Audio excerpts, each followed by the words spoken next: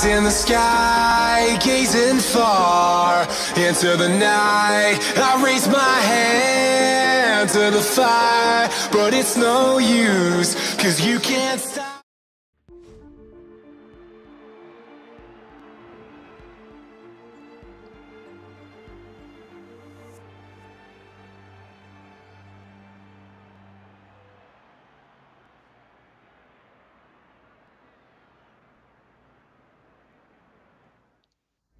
Et salut les gars, c'est Staz. Aujourd'hui on se retrouve pour la course de Bahreïn. Et aujourd'hui course, enfin pas course, sujet un peu spécial puisque je vais commencer mon nouveau genre de commentaire, c'est-à-dire de parler d'un pilote récent ou non. Donc résumer sa carrière, etc. Donc je vais commencer. Donc j'ai entre guillemets assez bien taffé sur le sujet, on va dire. Et je pense m'être bien renseigné. Je vous cache pas, hein, les sources c'est Wikipédia, hein, j'ai rien à cacher. Et aujourd'hui on va parler d'Olivier Panis comme je l'avais dit sur ma page Facebook. Donc ceux qui sont pas sur ma page Facebook, allez-y, parce que je fais des sondages pour savoir quel pilote je vais utiliser enfin de quel pilote je vais parler dans ma prochaine vidéo.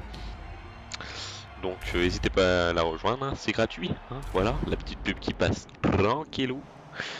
Mais avant de ça, hein, je vais pas commencer tout de suite à parler de lui, même si j'ai beaucoup de trucs à dire. Je vais juste commenter vite fait la course. Donc je pars 14ème, médiocre, qualification assez médiocre. On va voir, on va essayer de bien de faire mieux, tout simplement. Donc là, départ, on perd pas de place, on va faire attention au premier virage qui va être très serré. On va essayer de passer, et ça passe à ras avec Sébastien Vettel. Hop, petite touchette avec Alonso, qui n'est absolument pas voulu. On essaie de se faufiler, donc je suis remonté 11ème, donc j'ai gagné 3 places, donc c'est pas trop mal pour un premier virage. Et on essaie de remonter, hop. Toujours très tendu, hein, les départs. Hop. Là franchement j'ai cru que j'allais toucher quelqu'un, enfin que quelqu'un allait me toucher. Donc toujours les lags, hein, toujours fidèle au poste, hein, ces enfoirés. Mais en fait le truc c'est que ça lag que quand je filme, donc c'est mon PC qui supporte pas les deux en même temps. Parce que sinon quand je joue normalement, il n'y a aucun problème, hein, ça lag absolument pas. Au passage, je dis là c'est plus par rapport à la course, j'ai changé mon micro, donc je pense que ça s'entend. Maintenant j'ai un SteelSeries Xperia V2, le noir et orange, alors je sais plus son nom réellement, Ed je sais pas quoi. Et donc il arrive aujourd'hui, ça a l'air vraiment de la super bonne qualité. Rien qu'au niveau du micro, je pense que ça s'entend. Bref, donc il y a 14 tours, j'ai à peu près une vingtaine de minutes devant moi, enfin 25 minutes pour parler de Olivier Panis. Donc je pense que je vais commencer tout de suite. Au passage, voilà, 8ème, je suis en 8ème position. Bon premier tour de ma part, hein, j'ai gagné 6 places, j'étais 14ème, oui, donc 6 places. Donc bonne performance pour l'instant, on espère que ça va continuer comme ça. Avec devant moi j'ai eu Hülkenberg à la sortie du premier tour. Alors il va y avoir une bataille acharnée, entre guillemets, avec Hülkenberg du long accord, donc je vous en dis pas plus, voilà. Bref. Donc c'est parti, on va parler de donc. Pas mal, moi j'aime bien ça. Donc Olivier Panis, donc j'ai ma petite feuille, enfin j'ai ma feuille, hein, avec tout verso. Hein, voilà, il n'y a pas de problème. Donc Olivier Panis, qui c'est, donc c'est un pilote de Formule 1, mais c'est un coureur automobile, enfin c'est surtout un coureur automobile, toutes sortes de voitures. Français, né le 2 septembre, j'allais dire né le 09, le 0209, donc le 2 septembre 1966 à Lyon. Donc bien évidemment, hein, il n'a pas commencé par la Formule 1, hein, ça c'est logique, hein, comme tout pilote. Mais il a commencé la Formule 1 en 1994 et a fini sa carrière en 2006. Il n'a fait qu'une victoire dans toute sa carrière, mais quelle victoire aussi, c'est à Monaco. Donc pour ceux qui connaissent Monaco, la principauté, c'est vraiment le circuit le plus prestigieux selon les pilotes à gagner. Donc il a gagné en 1996 avec sa voiture, une Ligier Honda. C'est le dernier français, mine de rien, à s'être imposé en Formule 1. Dernier français en date, puisque nos Français actuellement ne sont pas pour l'instant en mesure de gagner un Grand Prix, c'est dommage. Il a débuté avec je regarde ma feuille et je sais que j'ai dit une connerie en fait sur ma feuille. Donc ses débuts en Formule 1 étaient avec la voiture une Ligier Honda. Et il a fini sa carrière chez Toyota en 2000. Enfin en 2006, il a terminé en 2006 chez Toyota. Donc voilà, là c'est juste le petit résumé. Voilà, hein, ça va prendre plus de temps. Donc voilà, il a commencé comme tout pilote de Formule 1 et comme tout pilote tout simplement en karting. Il était adolescent quand il a commencé son karting. Enfin, quand il a commencé en karting, il était adolescent. Il a commencé la compétition en karting en 1981. Donc vous voyez, il a commencé la Formule 1 en 94. Donc il y a quand même 13 ans qu'ils se sont écoulés entre eux. Donc il a le temps de faire du chemin, mine de rien. Donc oui, je disais, il a commencé la compétition en 1981. Donc je suis en train de lire en même temps, je devrais pas en fait, parce que du coup ça va laisser des blancs. Donc il commence la compétition en karting en 81.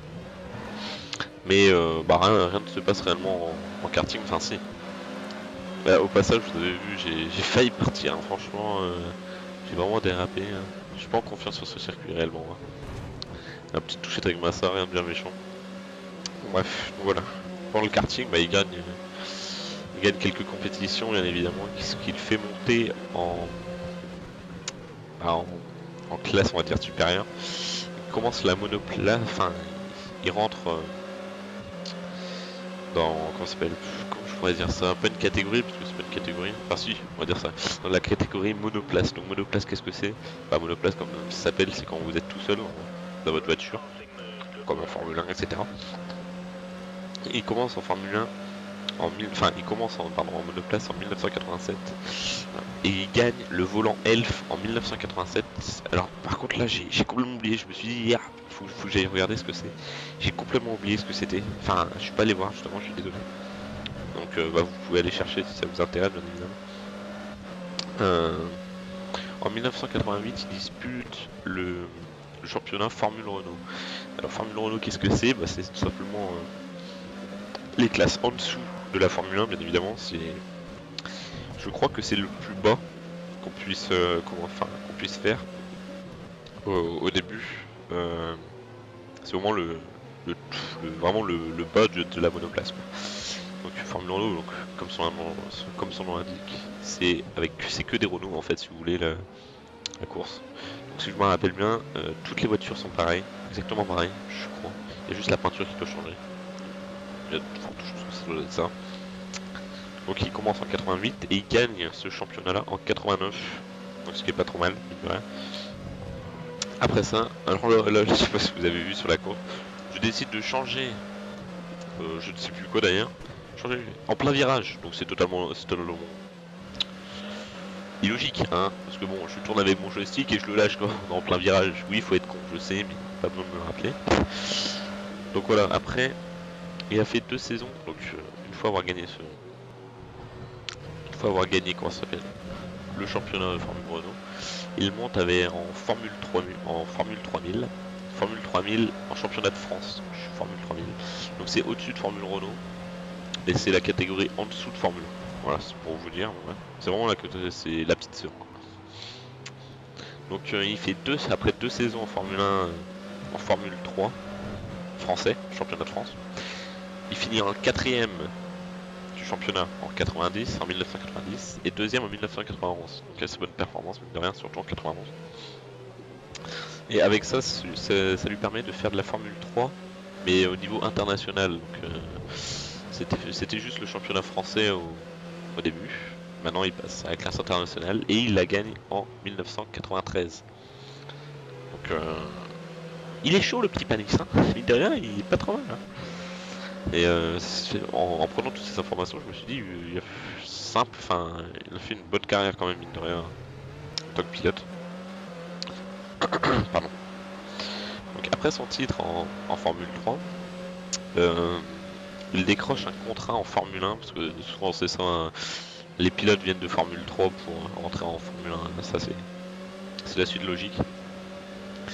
Donc il décroche son billet, enfin son baquet pour la Formule 1 en 1994 avec Ligier. Voilà, Ligier, c'est une écurie de l'époque. Et il fait une bonne saison mine de rien, parce qu'il finit 15 courses sur 16.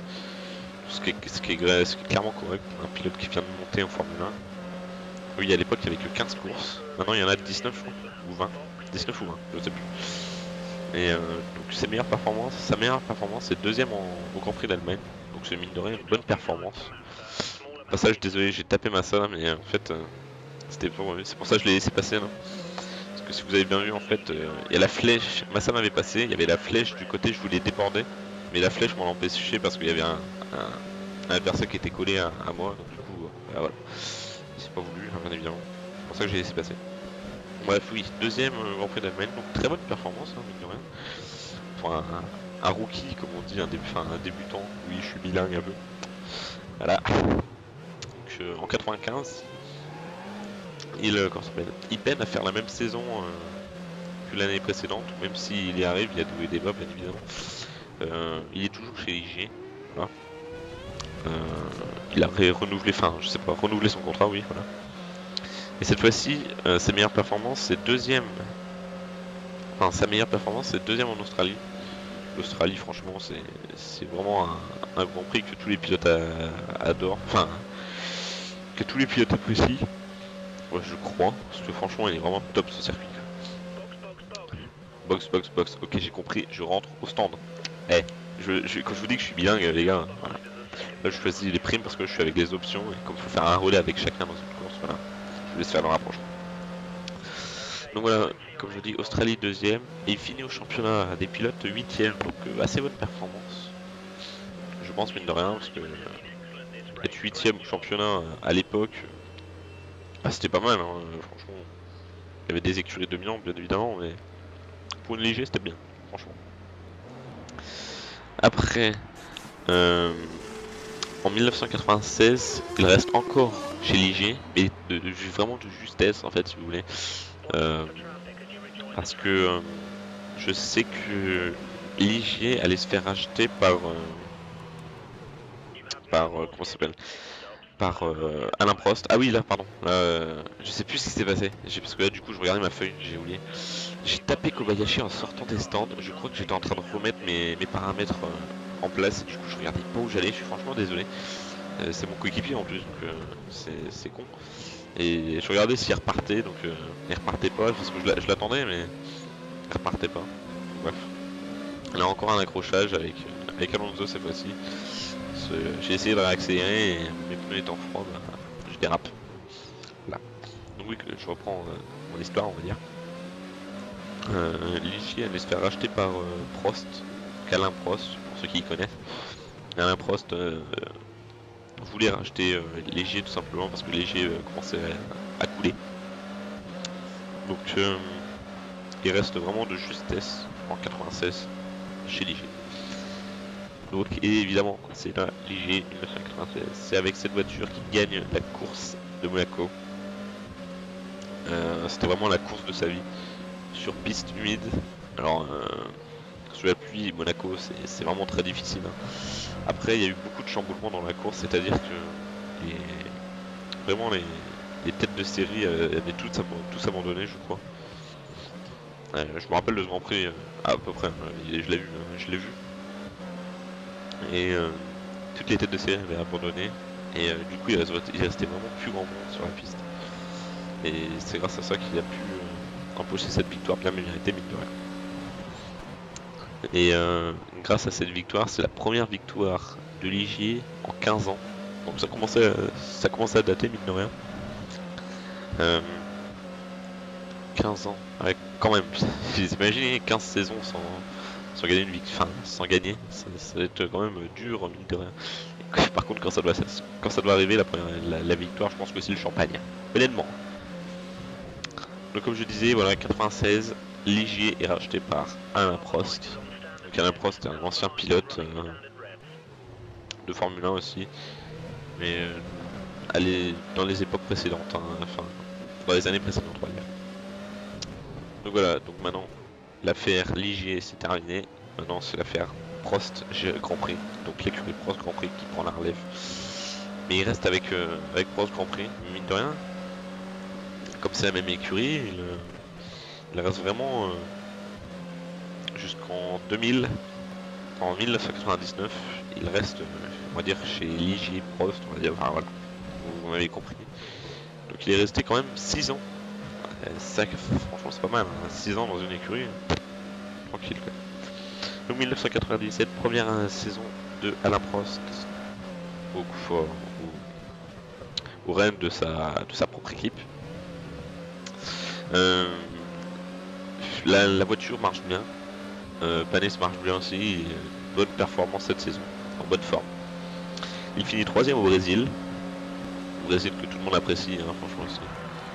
Au passage, là j'ai encore tapé, il m'arrivait exactement pareil que tout à l'heure, sauf que là j'ai essayé quand même de déborder entre les deux, j'ai eu du mal.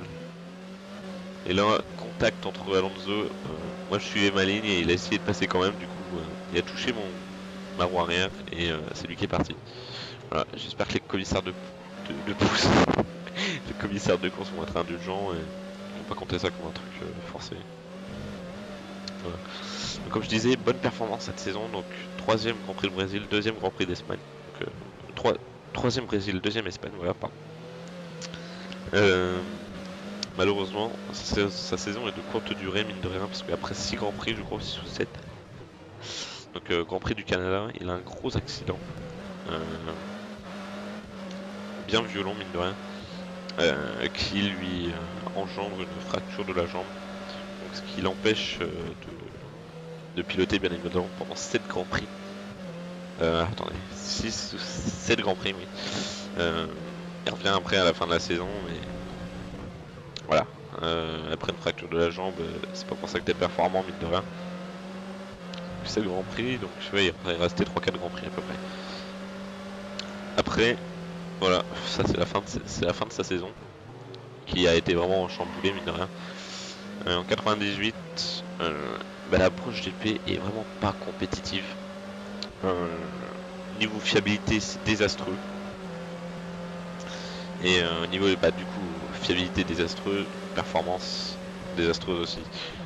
Là au passage juste, il reste 4 tours, la bataille avec Hülkenberg commence et on va pas se lâcher.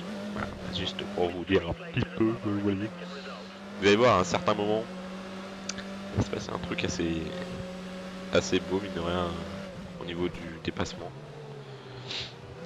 Donc oui, comme je disais, en 98, la voiture n'est pas bonne. En 99, elle est pas bonne non plus. Donc c'est 2 années noires, hein, mine de rien. Et c'est embêtant. C'est embêtant pour une écurie d'avoir 2 années noires parce que le financement du coup après est difficile parce qu'il n'y a pas les performances qui vont avec. Et à partir de là, c'est en 2000 pardon. Comment ça s'appelle, Olivier Panis décide de quitter Prost Grand Prix pour rejoindre McLaren, l'écurie McLaren. Mine de rien, rejoindre McLaren c'est prestigieux. Il rejoint McLaren en étant pilote essayeur. Pilote essayeur, qu'est-ce que c'est?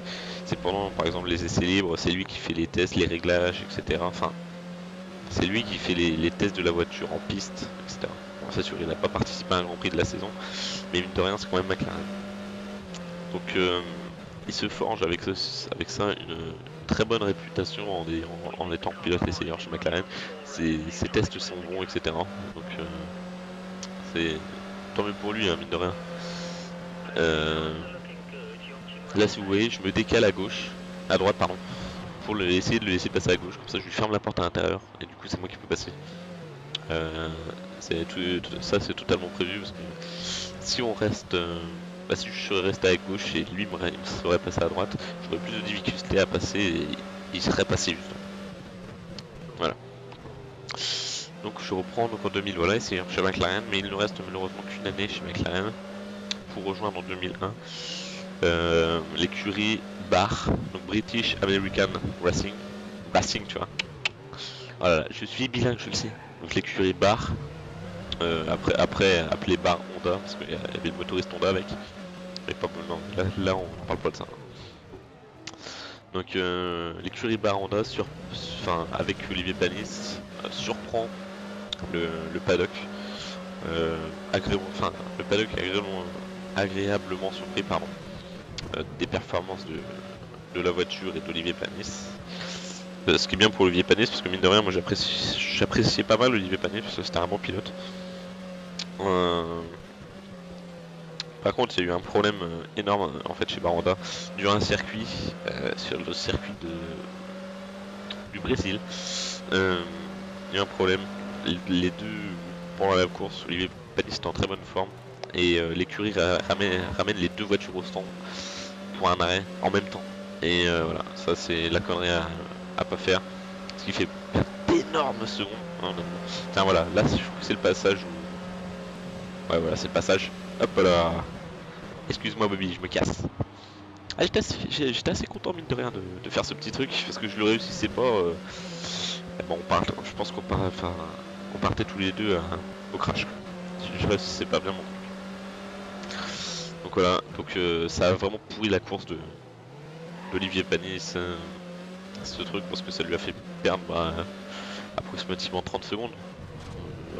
Non, peut-être pas. Allez, 20 secondes je dirais. 20 secondes dans une course c'est monstrueux. Voilà. Et Villeneuve, donc Jacques Villeneuve, son coéquipier du moment, a clairement déclaré, je cite, c'est scandaleux, l'équipe a pourri la course d'Olivier. Donc là quand on voit ça, c'est vraiment l'équipe qui a merdé. Hein. Le coéquipier il y est pour rien, on lui demande de rentrer, il rentre. Voilà, c'est comme ça. Et si ça serait pas fini comme ça, il aurait fini sur le podium. C'est dommage franchement parce que il aurait vraiment pu finir sur le podium. Excellente course, en bonne condition. Donc voilà. Il fait qu'un an aussi par contre il fait qu'un an aussi chez Bar pour rejoindre de 2003 à 2006 Toyota, là où il finit sa carrière. Donc malheureusement en 2003 et en 2004 la fiabilité n'est pas au rendez-vous toujours. Ce qui est malheureux parce que c'est ses dernières saisons et au final les résultats sont pas là. Et c'est pour ça qu'en 2005, en 2006, il finit pilote essayeur, comme chez McLaren la dernière fois. Pilote essayeur donc chez Toyota. Et le 18 septembre 2006, à plus de 40 ans, il décide de stopper carrément sa carrière, enfin définitivement sa carrière. Voilà, après 40 ans, c'est vrai que ça commence à devenir vieux pour un pilote de Formule 1 mineur. Donc ça par contre, là voilà, j'ai fini pour la carrière en Formule 1. J'espère que ça vous sera plu mine de rien, que j'aurais pas trop été chiant. Voilà. Dites-moi, j'essaierai de changer pour la prochaine fois. Maintenant, évidemment, Olivier Panis n'a pas fini là-dessus. De 2008 à 2011, il a fait de l'endurance, donc l'endurance du style 24 heures du Mans, etc. Championnat d'endurance. Voilà. Avec l'écurie Courage Eureka. Donc voilà, Courage Eureka, c'est l'écurie des 24 heures du Mans, du championnat d'endurance, etc. Il gagne 3 courses dans le championnat d'endurance. Les 1000 km de Silverstone en 2009.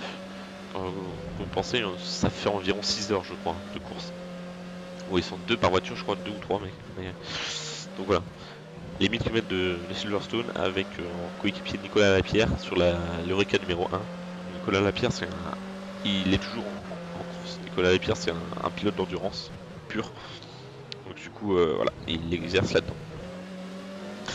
Au passage, on va arriver dans le dernier tour avec toujours la bataille entre Hülkenberg et moi. Vous allez voir comment ça va se finir.